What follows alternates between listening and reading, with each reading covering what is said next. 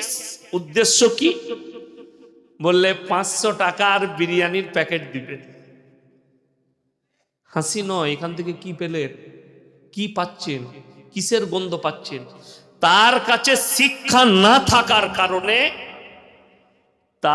তাকে হাতে ঝান্ডা ধরিয়ে রাস্তায় দাঁড় করিয়ে দিল খালি বিরিয়ানির প্যাকেট আর 500 টাকার লোটটা। সে নিজেও জানেন আমি কার জন্য এসেছি, সে নিজেও জানেন আমার আসার উদ্দেশ্যটা কি, সে নিজেও জানে না যে আমার আসার উদ্দেশ্যটা কি। এই আমি দেখছিলাম, ওখানে দেন, আমি লাস্টে দোয়া করব। তো বিহারের একটা আর কি আমাদের দেশের একজন মন্ত্রী এসছেন, আমি নাম করব না, হেলিকপ্টারে নেমেছে। तो लोग मीडिया जिज्ञेस करते आपको कैसा लगा मंत्री साहब को देखने? बोले हम थोड़ी ना मंत्री को देखना आया था, हम हेलीकॉप्टर देखने के लिए आए। আমি হেলিকপ্টার দেখতে এসেছিলাম, মানে ও মন্ত্রীকে দেখতে আসেনি, হেলিকপ্টার দেখতে এসেছিল। তো এরকম মানুষের অশিক্ষিত হলে সে নিজেও জানবে না আমি কিসের জন্য এসেছি। আজকে রাগ করেন না, আলেম ওলামারা স্টেজে বসে আছে, মুসলমান নরনারীর জন্য দ্বীনি শিক্ষা অর্জন করা কি কথা বলে না ফরজ। মোবাইল খুলবেন কাল সকালে দেখতে পাবেন, এখন থেকেই দেখতে পাবেন।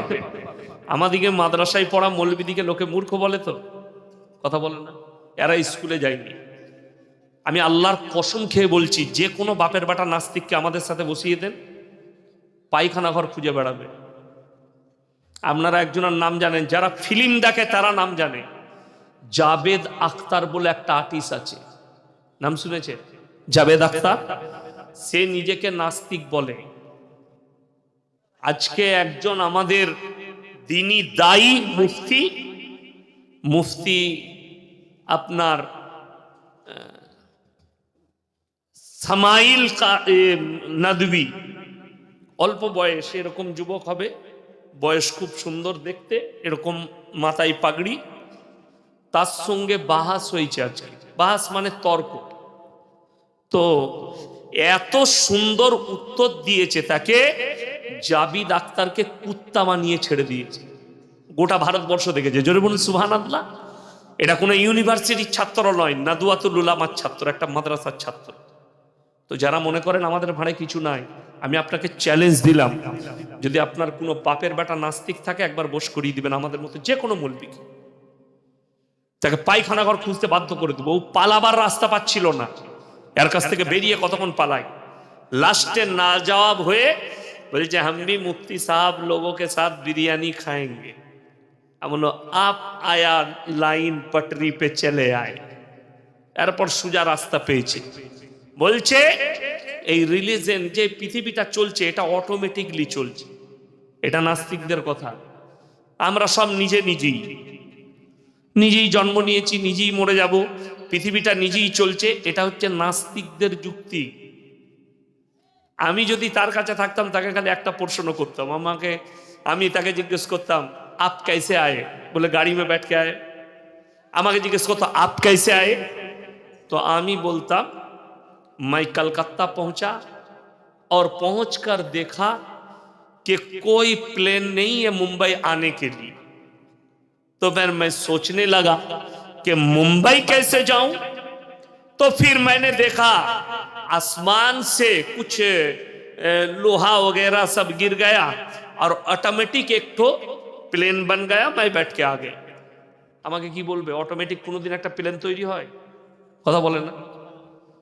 আমি যদি আপনাদেরকে বলি আমার এখানে দাওয়াত তাতলাপাড়া মাদ্রাসায়, আমি খুব চিন্তিত ছিলাম যে এই জায়গায় পৌঁছাবো কি করে, গাড়ি নাই, আমার গাড়ি খারাপ।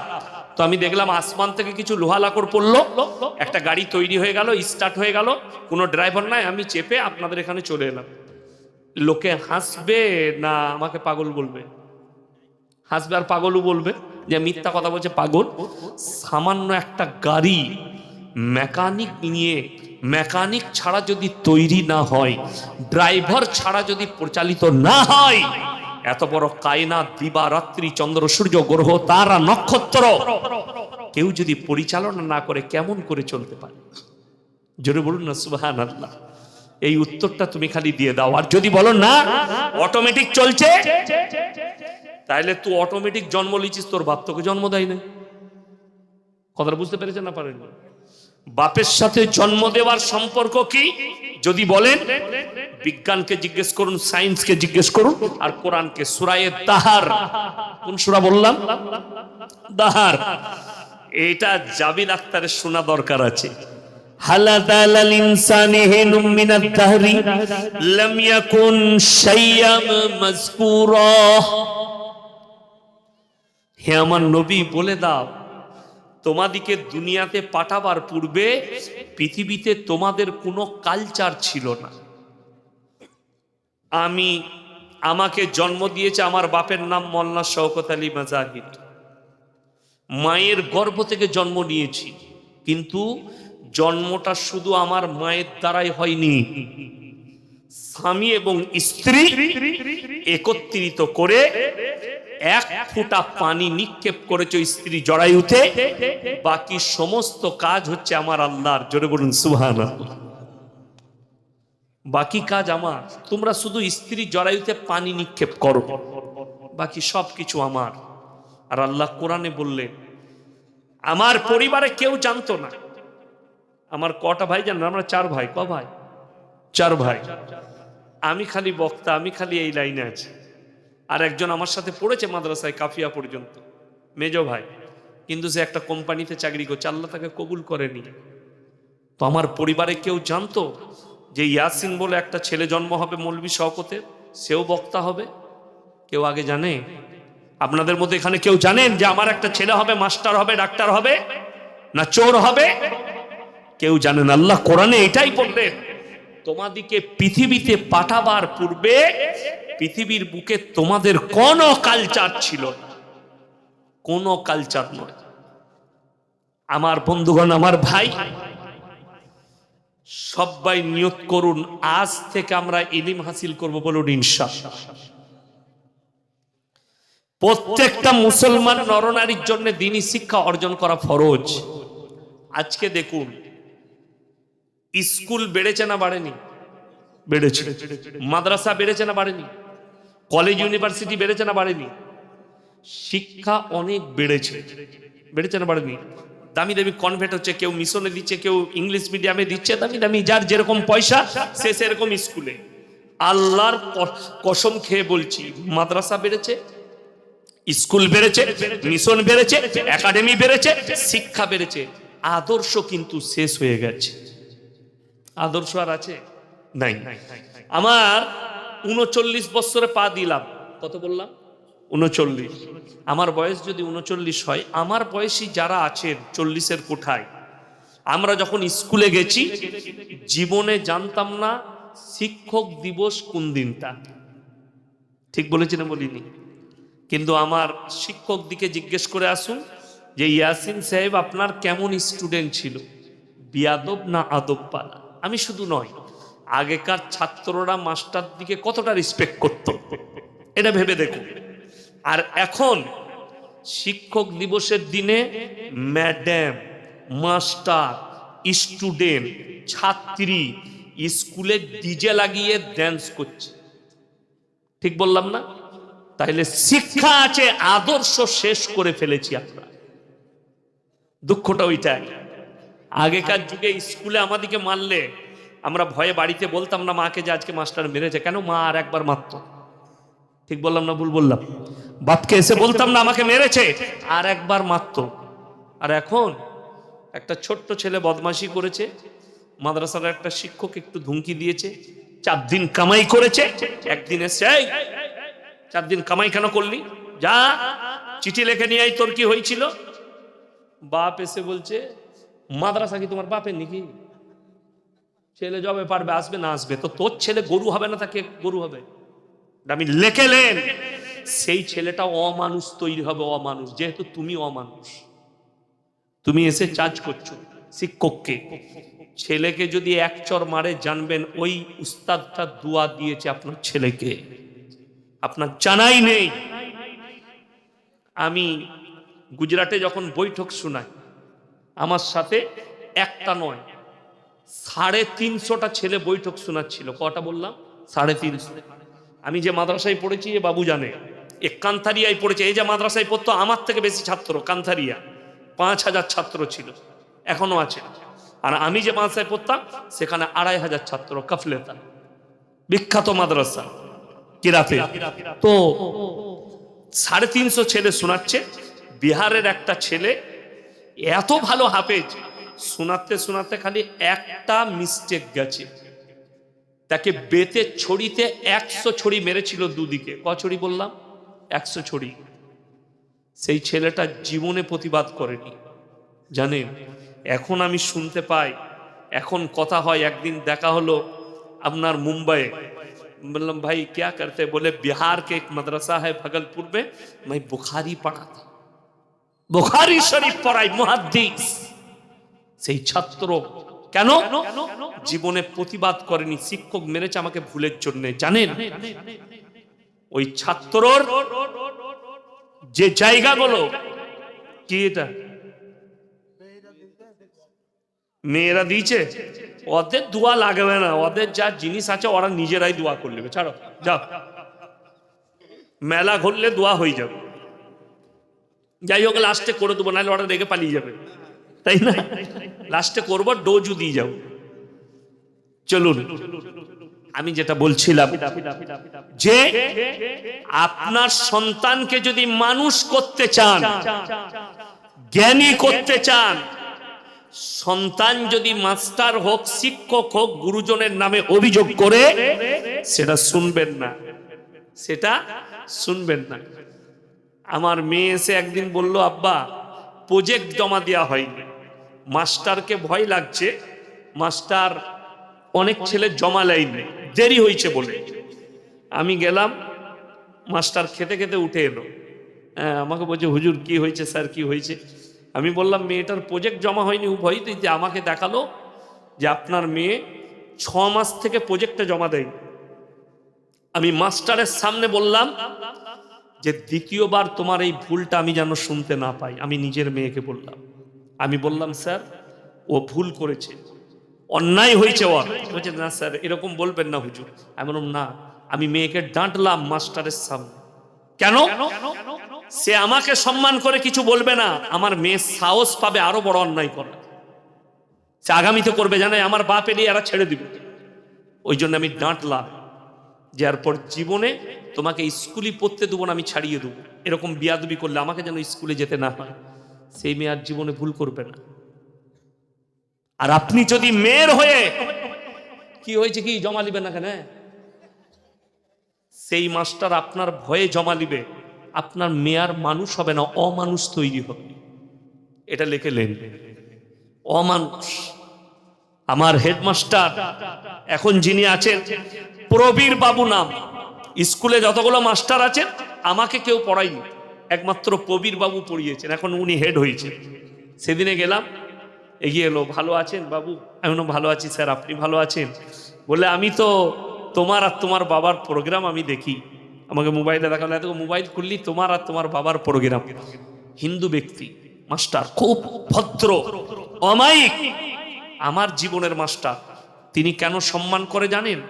পড়ার জীবন থেকে তিনাদিকে সম্মান করেছে, রিসপেক্ট করি। আপনি সম্মান করেন। আর বাবা যারা আছেন, মাদ্রাসায় পাঠান আর স্কুলে পাঠান আর যেখানে মিশনে পাঠান, ছেলে যদি অভিযোগ করে, ছেলের অভিযোগ শুনবেন না, আগে হাকিকত জানবেন। ছেলের ভুল থাকলে মাস্টারের সামনে এক চর মারুন, আপনার ছেলে মানুষ হবে। আজকে তো খালি ডিম ভাত খাচ্ছে আর থালা বাজিয়ে ঘর আসছে। সরকার বলে দিয়েছে ভাত পাবে 8 পর্যন্ত, ভাত পাবে না, পাবে না। আমার মেয়ে একটা প্রাইমারি স্কুলে পড়ে, তো খাই না, মাঝে মাঝে দেখছি ডিম নিয়ে। আমি ডিমটা কোথায় পেলি? বলে দিয়েছে স্কুলে। এমন তাই? বলে আমি, আমার মেয়ে, ছোট মেয়ে ডিম সিদ্ধ খাই না। এমন এটা আমাকে বলে আব্বু তুমি খেয়ে নাও। আমি কোথায় পেয়েছিস? এমন ও বিড়ালটাকে নাহলে কুকুরটাকে দিয়াই। এইসব খেয়েই তো সব শেষ হয়ে গেল, পড়ালেখা উঠে গেল। ঢোল বাজা, থালা বাজা, ঘন্টা পড়বে, খানা শুরু, দিয়ে স্কুলে পড়ালেখা উঠে গেল। এই মৌলবি যারা বসে আছে, আমরা যখন পড়েছি, এখন তো অনেক ভালো মাদ্রাসার সিস্টেম, আপনারা তো অনেক টাকা দিচ্ছেন, তখন আমরা সোজা করে ভালো খাবার পাইনি। পুঁই শাকের ঘ্যাঁট আর ভাত খেয়েছি। এখন তো রোজ মাংস খাচ্ছে বাচ্চারা, অনেক ছেলেরা। ওই জন্যে শুনেলেন, যারা এখানে আছেন মাদ্রাসায় বাচ্চাকে পাঠান না, তারা চরম ক্ষতি করছেন নিজের সন্তানের। ছেলে 10টায় স্কুল যাবে, ফজরের সময় উঠিয়ে মাদ্রাসায় পাঠিয়ে দেন, 2 ঘন্টা 3 ঘন্টা পড়ুক, বাচ্চাটার মধ্যে ইলমিয়াত আসুক, হারাম হালালটাকে জেনে যাক, নামাজের তাকিদটা তার উপরে হোক, কোরআনের শিক্ষাটা তার কাছে হোক। তা না হলে আপনি মরে যাবেন। বড় হওয়ার পরে মৌলবি হায়ার করতে হবে। মৌলবি হায়ার জানে, বাম মরে গেছে, ফজরের পরে বাপের কবর জিয়ারত করবে, মসজিদের দরজায় দাঁড়িয়ে আছে, নামাজ শেষ, হুজুর বের, হুজুর আমার বাপের কবর জিয়ারত করে যাবেন না? তুই পারবি না, ওকে নিয়ে যাবে। এই সন্তান বাম্মাকে দোষারোপ করবে যে আমার এমন বাম্মা যে আমাদিকে ছোটবেলায় কোরআনের শিক্ষা দেয়নি, দ্বীনি শিক্ষা দেয়নি, যে একটু নামাজটা পড়বো, সূরা মুখস্থ নাই, সূরাটার মুখস্থ হচ্ছে না। জেনে রেখে দিবেন, যেমন একটা তোতা পাখি, তোতা পাখি জানেন তো, তাকে যদি কথা শেখানো হয় শিখে যায় না? যায় না। বাচ্চা ছেলেটা হচ্ছে তোতা পাখির মতন, ছোটবেলায় যেটা দিবেন ব্রেনে বসে যাবে। সব থেকে দুঃখ, ছোটবেলায় বাচ্চাকে তাকে নুরানি কায়দাটা দেখ আর না দেখ, তাকে শিক্ষাটা দেখ আর না দেখ, মায়েদের জ্বলন হবে বলে মোবাইলটা ধরিয়ে দিচ্ছে। তুই গেম খেল, তো মোবাইলে কার্টুন দেখ, ও রান্না বান্না করবে। আপনি বলুন তো, আমরা মানুষ হয়েছি, আমাদের মা দিকে কিছু ধরাতে হয়েছে? আর চ্যালেঞ্জ দিয়ে বললাম, এখন যতগুলো ছেলে জন্ম নিচ্ছে, এখনকার জেনারেশন, যে ছেলেগুলো 10 বছর 12 বছর 15 বছর 20 বছর বয়স, বিয়ের আগে এরা যৌবন হারিয়ে ফেলবে, তার জন্য দায়ী হচ্ছে এই মোবাইল। বিয়ের আগে যৌবন হারিয়ে ফেলবে, আর হারিয়ে ফেলছে। শিক্ষাটা নিয়ে যান। সন্তানের হাতে যারা মোবাইল দিচ্ছেন, মোবাইল নয়, এগুলো এক একটা জাহান্নামের আগুন। বড় কষ্ট লাগে। অনেকজন, যেমন জাবিদ আখতার প্রশ্ন করেছে সেই মৌলী সাহেবকে, কি জানেন? पूरे दुनिया तो अल्लाह ने बनाया, अगर अल्लाह ने बनाया तो गलत सही दोनों अल्लाह ने बनाया, तो जो गलत कर रहा है ये जहन्नम में क्यों जाएंगे? আপনি বলুন, এই মোবাইলটা যে তৈরি করেছে, মোবাইলটা যে ইউজ করবে তার উপরে হারাম হালালের ফতোয়া দাঁড়াবে, না যে তৈরি করেছে তার উপরে ফতোয়া দাঁড়াবে? কথা বলে না। আচ্ছা, ছুরি তৈরি করে না কামাররা?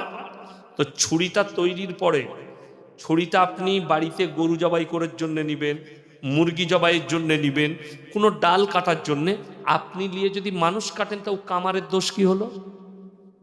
কথাটা বুঝতে পেরেছেন না পারেনি? কামারের দোষ হবে? তৈরি করেছে সে, ইউজ করনে ওয়ালার হচ্ছে দোষ। আল্লাহ আপনাকে সৃষ্টি করেছে। আচ্ছা, কেউ, আপনারা ভাত খান না গু খান? ভাত খান তো? গু কেউ খায় না, গুকে খায় পাগলে। মাথাটা চলে গেলে কোন লোক যদি গু খায় তাকে পাগল বলবে। তাইলে এই বুদ্ধিটা যখন আছে যে আমি প্লেটে ভালো খাবারটা খাবো, আপনাদের এখানে বেলডাঙ্গাতে সবজি বাজার আছে, আখের মিল আছে, আছে না নয়? সবজি এখানেও আছে, মোড়েতে পাবেন। তো কোন এরকম ভালো লোক আছে, গিয়ে বলবে পচা টমাটোর গুলো ঘুরবি তো, 2 টাকা বেশি দেবো কিলোতে, কেউ নিবে? তাকে পাগল বলবে লোকে। তুমি বাঁধাকপিটা দেখে নিবে, ফুলকপিটা দেখে নিবে, টমাটোরটা দেখে নিবে, মাছটা দেখে নিবে পেটটা গলা কিনা। তুমি মাছটা চিনতে পারলে পচা কিনা, টমাটো চিনতে পারলে, আর তুমি ভালো মন্দ বুঝতে পারোনি। ওই জন্য অনেক নেমো খারাম কি বলে জানেন? ওয়া তো মৌলী সাহেবরা বলেই দিয়েছে যে আল্লাহ হিদায়ত দিবে, তো আমি হিদায়ত দিলে নামাজ পড়বো। বলে না? এ এক হারামখোর। কি মানে, এদিকে জুতো মারার আর লোক নাই। এটা একটা দল যে আল্লাহ হিদায়ত দিলে নামাজ পড়বো, যখন মৌলী সাহেবরা বলেছে। আমার বন্ধুগণ, আল্লাহ গোটা পৃথিবী সৃষ্টি করেছে বৈধ আর অবৈধর জন্য কোরআন আর রাসূলের হাদিস, ঠিক কিনা কথা বলেন? তাহলে কোরআন থেকে যখন বুঝতে পারবেন আল্লাহ এই জিনিসটাকে বৈধ করে দিয়েছে, জাহান্নাম আর জান্নাত আছে না নেই? কোরআন শোনাবো আপনাদেরকে।